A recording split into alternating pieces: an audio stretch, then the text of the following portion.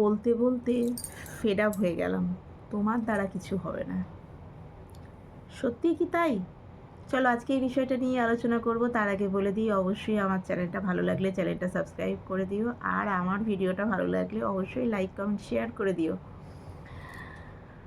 আর কমেন্টের নিচে একটা হাইপ অপশান আছে, অবশ্যই হাইপ অপশানটা ক্লিক করে দিও, তাহলে আমার ভালো লাগবে তোমাদের জন্য ভিডিও তৈরি করতে। আর এটাও ভালো লাগবে যে তোমাদের আমার ভিডিও ভালো লাগছে, তো আমার ভালো লাগবে, তো সেই ভালোবাসা থেকেই ভিডিও তৈরি করতে আরও বেশি ভালো লাগবে। বলেছিলাম প্রতি রাতে দেখা হবে, কিন্তু কিছু শারীরিক প্রবলেম, অসুস্থতার জন্য আমি 2-1 দিন 3 দিন এরকম হয়ে গেছে, 2-3 দিন ভিডিও তোমাদের মধ্যে দিতে পারিনি। তো প্লিজ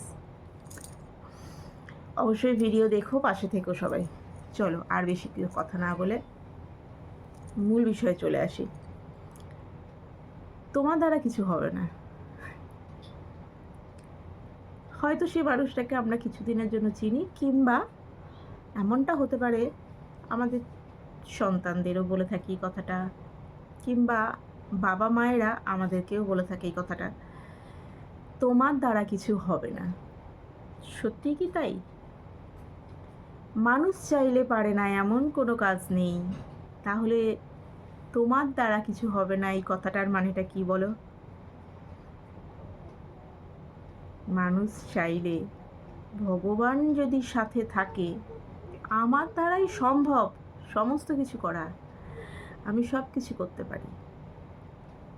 আজকে ওই মানুষটা যদি করতে পারে, তাহলে আমিও করতে পারি, কারণ ওই মানুষটারও দুটো চোখ, দুটো হাত, দুটো পা, একটা মুখ বলার জন্য অবশ্যই আছে।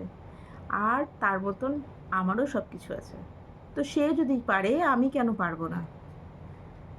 তাহলে এই কথাটা বলা কখনো উচিত নয় কাউকে, তোমার দ্বারা কিছু হবে না। হ্যাঁ, আমরা রাগের মাথায় হয়তো বলে বসে থাকি তোমার দ্বারা কিছু হবে না, কিন্তু নয়, তার দ্বারাও সম্ভব।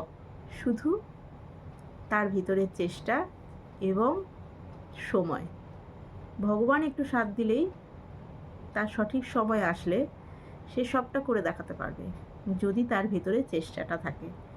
তাই আমাদের উচিত তোমার দ্বারা কিছু হবে না এই কথাটা না বলে, তার ভিতরেই যে সুন্দর একটা অন্তর আত্মা থাকে, সেটাকে জাগিয়ে তোলা। বলা উচিত, তুমি পারবে, তোমার দ্বারাই সম্ভব। তোমার দ্বারা কিছু হবে না এই কথাটা নয়। চলো আজকে অনেক দিন পর ভিডিও দিলাম, ছোট্ট করে ভিডিও দিলাম, সবাই একটু দেখো। অবশ্যই আবারও বলবো, ভালো লাগলে লাইক কমেন্ট শেয়ার করে দিও। আর কখনো বলবো না তোমার দ্বারা কিছু হবে না। হ্যাঁ, তোমার দ্বারাই সম্ভব, তুমি পারবে। চলো টাটা, সবাই ভালো থেকো, দেখা হচ্ছে পরের দিন রাতে আবার। আজকের মতন টাটা।